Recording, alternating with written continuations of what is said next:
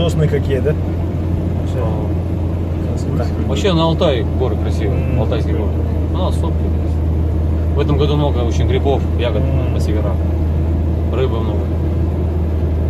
Вообще остров богатый, конечно. Это вообще земля не русского человека.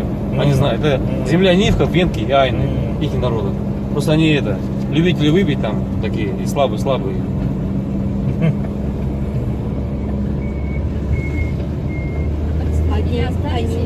Кто?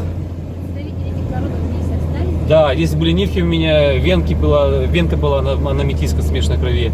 А айны есть, но их очень мало. Айнов я ни разу не видел в глаза. А вот нивков я видел, я общался с ними и с венками общался. У меня в машине сидели они, эти национальности. Ну и до этого я как бы видел там.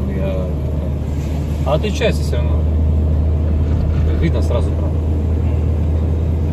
Это их не земля на самом деле, конечно. Они знают прекрасно.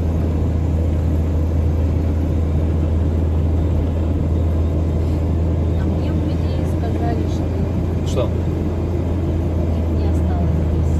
Врут. Коридор. Ну я с вами общался, вот, я с ними. Вот. Я даже знаю, где они живут. Их здесь с чем-то тысячи. Где живут? А? На севере в основном. Северный район. На севере, да, раз. Конкретно Некрасовка. Поронай, Некрасовка. Потом это. Вола, На Утруйском живут. Здесь недалеко. Пожалуйста. Эвенки. Ну. Пуль или уезда.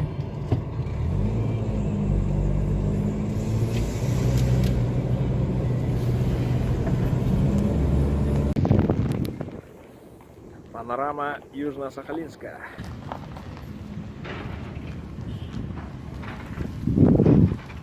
Там дальше турбаза «Горный воздух».